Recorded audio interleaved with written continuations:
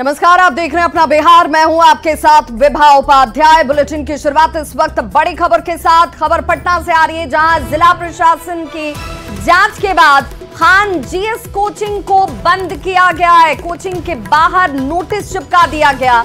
जिला प्रशासन की जांच के बाद खान जीएस कोचिंग बंद हुआ है। कोचिंग बंद रखने का नोटिस भी कोचिंग के बाहर चिपका दिया गया है और जिला प्रशासन की जांच कमेटी ने कई खामियां पाई, जिसे लेकर कहा गया था कि इन कमियों को दूर कीजिए।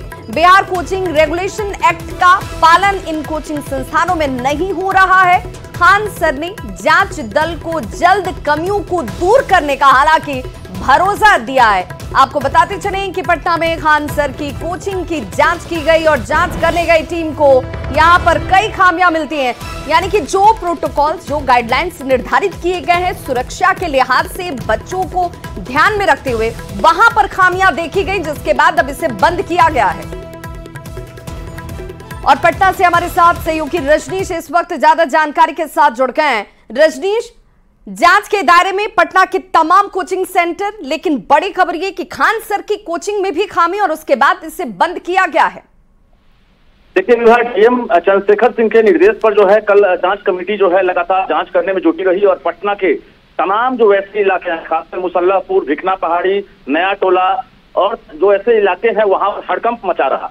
जांच कमेटी की जो टीम है उसने खान सर के यहाँ भी दबिश बढ़ाई। उसके बाद खान सर के यहाँ तकरीबन आधे घंटे तक सदर एसडीएम जो है और टाउन डीएसपी के नेतृत्व में लगातार जांच होती रही, जिसमें अभी जाकर सूत्रों से जानकारी मिली है कि बड़े पैमाने पर यानी व्यापक कमियां पाई गई है। जो बिहार कोचिंग रेगुलेशन एक्ट है उसके तहत खान जीएस सेंटर उसका मानक को तय नहीं करता है, पालन नहीं कर पा रहा है। रजनीश, जरा बताएंगे हमारे दर्शकों को कि किस किस तरह की खामी पाई गई है? क्या यहाँ पर जिस रोशनी की, हवादार होने की, बैठने के लिए बच्चों के लिए प्रॉपर इंतजाम की, एग्जिट और एंट्री की कई गाइडलाइंस हैं, उनमें किन किन मापदंडों पे खान सर की ये कोचिंग खरा नहीं उतर रही? देखिए, बिहार कोचिंग रेगुलेशन एक्ट के मुताबिक डीएम ने 5 बिंदुओं पर जांच की एक तरह से बात कही थी और उसी आधार पर जांच हुई है, जिसमें प्रवेश से लेकर निकासी की व्यवस्था हो, फायर एग्जिट की व्यवस्था हो, अग्निशमन की व्यवस्था हो। इसके साथ साथ जो बिल्डिंग बायलॉज है, सीटिंग अरेंजमेंट है, ये तमाम चीज। और सबसे बड़ी बात है कि रजिस्ट्रेशन है कि नहीं। खान सर के कोचिंग का रजिस्ट्रेशन तो है, लेकिन बाकी जो कमियां है, सीटिंग अरेंजमेंट में काफी कमी पाई गई। कैपेसिटी के मुताबिक जो है जगह नहीं है, प्रवेश और निकासी में कमी है, वेंटिलेशन नहीं है। जो सूरज की रोशनी आए या हवा आए, किसी प्रकार की अगर भगदड़ हो जाए तो वहां पर निकलने की व्यवस्था नहीं है। इसके साथ साथ जो बिल्डिंग बायलॉज है उसका भी मानक तो तय नहीं कर रहा, पालन नहीं कर रहा। खान जीएस सेंटर कुल मिलाकर आज नोटिस चिपका दिए गए। हालांकि नोटिस किसने चिपकाया है ये अभी जानकारी नहीं मिली है, लेकिन खान जीएस सेंटर के दीवार पर बाहर में लिखा हुआ है कि आज कोचिंग बंद रहेगा। जाहिर है सैकड़ों स्टूडेंट हैं जो जानकारी नहीं थी वो आए हैं और वहां से उन्हें लौट कर जाना पड़ रहा है। अच्छा, स्टूडेंट्स से रजनीश आपकी बात हो पाई क्या? स्टूडेंट्स की तरफ से जिन खामियों का हवाला अब जांच टीम दे रही है, ये स्टूडेंट्स इन खामियों को देखते थे, उन्हें लगता था कि भाई यहाँ पर ये व्यवस्था में कमी है, होनी चाहिए इन्हें? देखिए, जो नामांकित बच्चे हैं वो खुलकर कैमरे पर नहीं कह रहे हैं, लेकिन कल प्रोटेस्ट किया गया है पटना के उसी इलाके में जहां पर छात्रों ने खुलकर कहा है कि काफी कमियां हैं और कंजेस्टेड इलाका है, बिल्डिंग मापदंड को पूरा नहीं करता है और इसके साथ साथ कभी भी हादसा होने का डर सता रहा है। यानी मुखर्जी नगर दिल्ली से कहीं ज्यादा खतरनाक पटना का मुसल्लापुर, भिकना पहाड़ी और नया टोला का इलाका, ये छात्र भी कह रहे हैं। और कुछ देर के बाद न्यूज 18 की टीम वहां पहुंचेगी और छात्रों से भी बात करेगी कि आखिर क्या सब कमियां हैं, क्योंकि जो खान सर जो एक तरह से बड़ा नाम है उस कोचिंग में भी अब जिला प्रशासन की दबिश बढ़ गई है। नोटिस भेजा जाएगा। बताया जा रहा है कि जिला प्रशासन की टीम अब वहां नोटिस भेजेगी कि आपके यहाँ ये सब कमियां पाई गई है और आप यहाँ कोचिंग रेगुलेशन एक्ट को आप फॉलो नहीं कर रहे हैं, आप उसके मानक को तय नहीं कर रहे हैं। रजनीश, चूंकि खान सर के कोचिंग की चर्चा दूर दूर तक है, यहाँ पर पढ़ने वाले स्टूडेंट्स बड़ी संख्या में पहुंचते हैं, ऐसे में क्या तमाम सेंटर्स, क्योंकि कहा जा रहा है कि प्रयागराज में भी इनका कोचिंग संस्थान है जहां पर बच्चे पढ़ने पहुंचते हैं, तो क्या ये जांच सिर्फ यहाँ इस पटना के इस इलाके में हुई है या दूसरी जगह पर भी हुई है? देखिए, दिल्ली की जांच की आंच जो है पटना तक पहुंच गई है, लेकिन सिर्फ पटना तक ही सिमट कर नहीं रह जाएगी। जो सूत्र बता रहा है कि खान सर जैसे बड़े संस्थान और कई कोचिंग संचालक हैं जो रडार पर आ गए हैं, जिनके यहाँ छात्रों की संख्या हजारों में, लाखों में है, वैसे कोचिंग पर दबिश बढ़ेगी। और उत्तर प्रदेश में भी कहा जा रहा है खान सर का कोचिंग है और खान सर फिलहाल पटना में नहीं है, रात की जांच के बाद खान सर पटना में नई जानकारी मिल रही है और कहा जा रहा है कि उत्तर प्रदेश में भी जांच टीम जो है वहां पर जांच कर सकती है और इसको लेकर पूरे देश भर में जो कोचिंग रेगुलेशन एक्ट है उसको लेकर भारत सरकार एक तो इसमें नियम बनाने जा रही है और इसके साथ साथ जांच टीम हर जगह गठित करके एक बड़े पैमाने पर कार्रवाई की भी तैयारी है। विभा, बिल्कुल रजनीश, क्या अब जब ये जांच हो रही है, चूंकि अब जाकर के खान सर के कोचिंग तक टीम पहुंची है, लेकिन ये तो एक एक करके तमाम जगहों तक पहुंचेगी, क्या ऐसे में खान सर की तरफ से कोई प्रतिक्रिया आई है? उन्होंने कुछ कहा कि ठीक है भाई, हमारे यहाँ अगर ये खामी है तो मैं इसे दुरुस्त कर लूंगा, कब तक कर लूंगा, कोई उनकी तरफ से स्टेटमेंट? देखिए, न्यूज 18 की टीम लगातार प्रयास में जुटी है कि खान सर जो है अपना पक्ष रखें, क्योंकि कल जिस प्रकार से जिला प्रशासन की टीम पहुंची थी जांच कमेटी, खान सर ने उसको कन्फेस किया और पूरी बातचीत हुई है। तकरीबन आधे घंटे तक इनसे बातचीत हुई है। जो भी कमियां हैं सदर एसडीएम ने इनके सामने कहा है कि ये सब कमियां हैं। उसके साथ साथ इन्होंने भरोसा दिया है कि इन कमियों को हम दूर करेंगे, लेकिन फिलहाल अभी नोटिस भेजने की तैयारी है और हम कोशिश कर रहे हैं कि खान सर को रिएक्शन दें ताकि जो कमियां हैं वो सामने आ सके और अपना पक्ष रख सकें। जी हाँ, बिल्कुल रजनीश, ऐसे में जिन खामियों की चर्चा हम भी कर रहे हैं, आप भी कर रहे हैं और जांच कमेटी भी कर रही है और अब तो भारत सरकार भी उसे लेकर अब गाइडलाइंस तय करने जा रही है, कड़े कानून बनाने जा रही है, ऐसे में जिस कंजेस्टेड जगह की बात कही जा रही है, ये क्या ऐसा है क्या कि 2-4 दिनों में इसे दुरुस्त कर लिया जाए? तारों का जाल, जहां पर मैं तस्वीरों को देख पा रही हूं या जिन लोगों को पटना की इस जगह के बारे में ग्राउंड रियलिटी पता है, उन्हें पता है कि ये भी इलाका बहुत कंजेस्टेड है, सटे सटे मकान हैं, दुकान हैं और संस्थान भी हैं। ऐसे में क्या इन कमियों को दूर करना आसान है? बिल्कुल एक बड़ी चुनौती है, ना सिर्फ कोचिंग संचालकों के सामने बल्कि जिला प्रशासन और पूरी सरकार के लिए चुनौती है, क्योंकि बिहार का एक तरह से पटना जो है बिहार की राजधानी पटना ये टारगेट होता है पेरेंट्स का और यहाँ पर हजारों लाखों बच्चे पढ़ाई करने के लिए पहुंचते हैं। खासकर ऐसे 5-6 चुनिंदा इलाके हैं जहाँ पर कोचिंग संस्थानों का एक तरह से भरमार है वहां पर, और इन जगहों पर एक तरह से कई कमियों ही कमियां हैं और जिला प्रशासन की टीम अब जांच करने में जुटी है। लेकिन जो बिल्डिंग बायलॉज है उसे एक तरह से कोई भी कोचिंग संस्थान पूरा नहीं कर रहा उन मानकों को, और जो निकासी और प्रवेश है कहीं भी उस तरह की व्यवस्था नहीं है। अगर भगदड़ मच जाए, कोई हादसा हो जाए तो अचानक सैकड़ों बच्चे बाहर निकल सकें। तो लगातार गोपाल मार्केट से लेकर नया टोला, भिकना पहाड़ी, इसके साथ साथ मुसल्लापुर इलाके में लगातार जांच टीम जो है जांच करने में जुटी हुई है। पटना जिले के तमाम सदर के अनुमंडल पदाधिकारी जो डीएम चंद्रशेखर सिंह है उनके आदेश पर जो है जांच टीम लगातार जांच में जुटी है और भी कई कमियां पाई गई है जो जांच रिपोर्ट आने के बाद पता चलेगी। हालांकि खबर ये थी, अभी बड़ी खबर हम जानकारी देते हैं, शिक्षा विभाग के एसीएस से भी कभी भी भौतिक रूप से सत्यापन करने निकल सकते हैं कोचिंग संस्थानों का। यह भी तुरंत की खबर है, हम जानकारी देते हैं, एक्सक्लूसिव जानकारी कि शिक्षा विभाग ने भी अब संज्ञान ले लिया है। एसीएस कभी भी राजधानी पटना के उन इलाकों में खुद भौतिक सत्यापन करने के लिए निकल सकते हैं, क्योंकि जिला प्रशासन ने जिस प्रकार से एहतियाती कदम उठाया है, ऐसे में शिक्षा विभाग ने भी एक तरह से सराहना की है और खुद एसीएस फिजिकली जो है कभी भी कोचिंग संस्थान में दबिश बढ़ा सकते हैं, तो जांच करने निकल सकते हैं और इसके लिए कड़ा जो नियम कानून है उसको भी जारी किया जाएगा, गाइडलाइन जारी होगा और इसको लेकर पूरे बिहार सरकार को एक तरह से अब मानकों का पालन करना होगा। कोचिंग संचालकों के लिए बड़ा आदेश जारी किया जाएगा। एसीएस से कभी भी ऐसा कर सकते हैं और गाइडलाइन जारी हो सकता है। बिल्कुल रजनीश, चूंकि खान सर इनका ये कोचिंग संस्थान और उनका खुद का नाम ये चर्चा में रहता है हमेशा से, और इसे पढ़ने और इससे लाभान्वित होने वाले संख्या भी छात्रों की बहुत ज्यादा है। ऐसे में सिर्फ खान सर की ही बात क्यों, तमाम जब कोचिंग सेंटर की बात होगी तो वहां पर 5 जिन बिंदुओं पर जांच हो रही है उनमें कितने बिंदुओं पर ये संस्थान खरे उतर रहे हैं? देखिए, बिल्डिंग बायलॉज सबसे बड़ी कमी है, क्योंकि एक बिल्डिंग में इस प्रकार से सैकड़ों हजारों बच्चे पढ़ाई करते हैं और जो निकासी है, प्रवेश है, सबसे बड़ा सवाल है कि एक तरफ प्रवेश करने का, एक तरफ निकासी करने की व्यवस्था होनी चाहिए। लेकिन कई ऐसे कोचिंग संस्थान है जहां पर लाइब्रेरी भी है और निकलने और प्रवेश करने, एक तरह से बाहर निकलने और प्रवेश करने के लिए कोई एक ही रास्ता है। इसके साथ साथ फायर एग्जिट सिस्टम नहीं है उनके पास। दूसरी बड़ी बात है वेंटिलेशन नहीं है।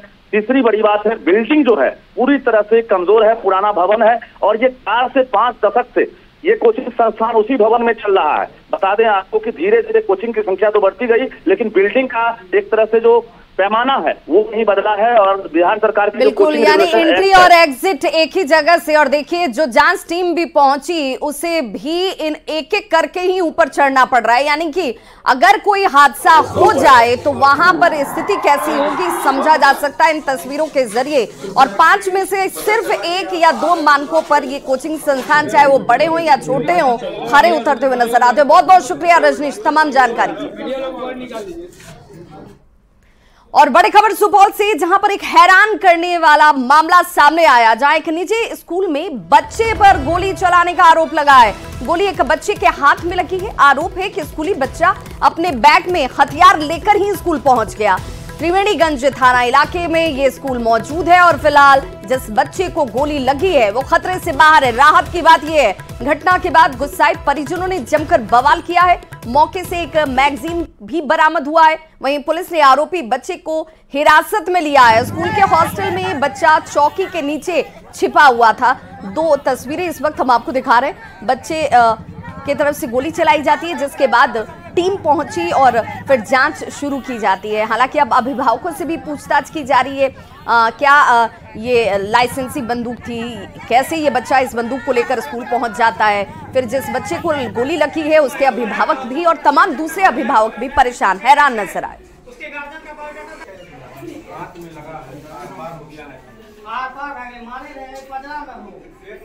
तो ये एक्सक्लूसिव तस्वीरें इस वक्त आपके टीवी स्क्रीन पर हैं, जहां पर पहली तस्वीर में जांच टीम आपको दिख रही होगी, जो इस खबर के बाद खुद भी सन्न नजर आई कि एक छोटा बच्चा अपने बैग में पिस्टल लेकर पहुंच जाता है और उसका इस्तेमाल भी एक बच्चे के ऊपर कर देता है, जिसमें एक बच्चे के हाथ में गोली लग जाती है। राहत की बात ये रही कि वो खतरे से बाहर है। वहीं दूसरी तस्वीर में तमाम दूसरे अभिभावक भी परेशान नजर आ रहे हैं।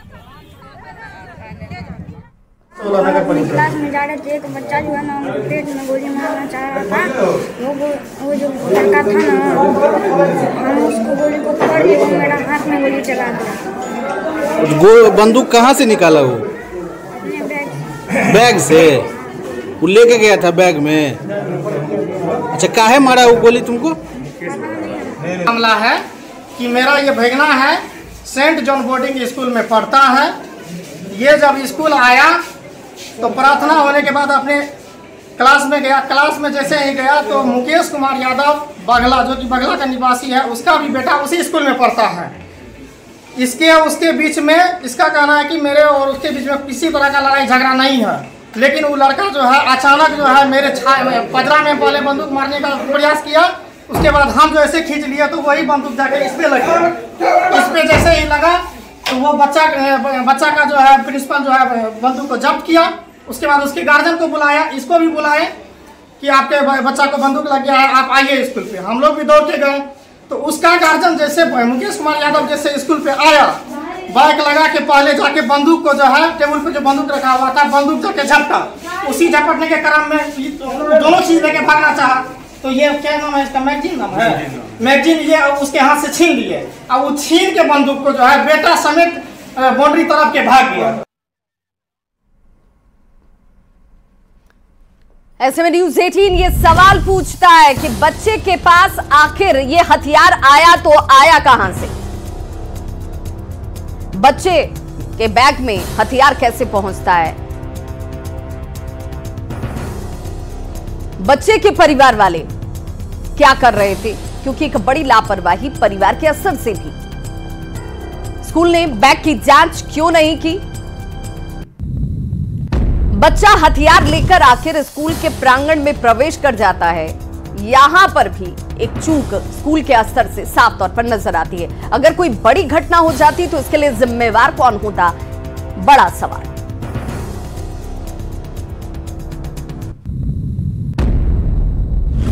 खबर गोपालगंज से, जहां पर गोपालगंज पुलिस को आज एक बड़ी सफलता हाथ लगी है। पुलिस ने कांवरिया के वेश में हरियाणा से शराब की तस्करी करने वाले 2 माफियाओं को गिरफ्तार कर लिया है। पुलिस ने इनके पास से चोरी की 2 स्कॉर्पियो, एक ऑल्टो कार और केटीएस रेसर बाइक को जब्त की है। हथुआ के थानाध्यक्ष और प्रशिक्षु डीएसपी पूजा प्रसाद ने कार्रवाई की है। गिरफ्तार शराब माफियाओं की पहचान मधुबनी जिले के सकरी थाना क्षेत्र के नरपति नगर निवासी धीरज कुमार झा और दूसरे की पहचान बरवा कपरपुरवा निवासी रामपाल कुमार चौधरी के तौर पर की गई है।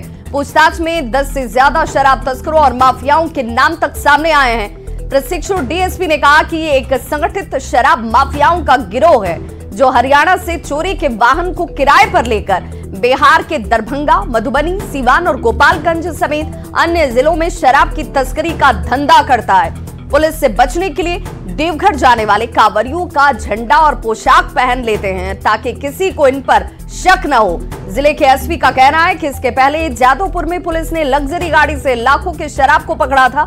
आज हथुआ के अलावा कुचायकोट थाने की पुलिस ने बड़ी मात्रा में शराब के साथ चोरी के वाहन को जब्त किया है। को सूचना मिली तो उसके आधार पर हमने छापामारी किया था। तो हथुआ अंतर्गत ही बरवा कपरपुरा और स्कूल के पास और राम जानकी मंदिर के पास से हमें संदिग्ध गाड़ी बरामद हुई और साथ में भाग रहा था एक अभियुक्त, उसको भी हम लोगों ने पकड़ा। अभियुक्त से पूछताछ करने पे उन्होंने कोई संतोषजनक जवाब नहीं दिया कि वो गाड़ी कहाँ से आई। नई स्कॉर्पियो गाड़ी थी, दो स्कॉर्पियो गाड़ी थी और एक में बिना नंबर प्लेट का था और एक जो नंबर प्लेट का था उसका पता करने पे कुछ भी रजिस्ट्रेशन कागजात नहीं मिला हम लोगों को। साथ में केटीएम रेसर बाइक भी थी और अभियुक्त के पास से विधिवत तलाशी लिए जाने पर एक मोबाइल फोन भी बरामद हुआ जिसमें उसके साथ एक दो और लड़के थे जो वहां पर थे, जो भाग गए। काफी समय से ये लोग ये तस्करी कर रहे थे और इन लोगों के जब्त मोबाइल फोन पे कई पैसों का काफी लेन देन है जो सामने आ रहा है। कई लोगों के नाम भी सामने आ रहे हैं। पटना में अपराधियों का तांडव जारी है। पटना सिटी के मेहदीगंज थाना क्षेत्र के मेहदीगंज मोहल्ले में बाइक सवार अपराधियों ने बीजेपी नेता के घर पर फायरिंग की। अपराधियों ने बीजेपी नेता नवल किशोर सैनी के घर पर फायरिंग कर दहशत फैला दी। हालांकि फायरिंग की घटना में कोई घायल नहीं हुआ है। पुलिस मौके पर पहुंचकर छानबीन में जुट गई है। फायरिंग के बाद बीजेपी नेता के घर दहशत का माहौल देखा गया। बीजेपी नेता नवल किशोर सैनी ने बताया कि देर रात 2 की संख्या में अपराधियों ने फायरिंग की घटना को अंजाम दिया और फिलहाल पुलिस अपराधियों की पहचान के लिए सीसीटीवी फुटेज को खंगाल रही है।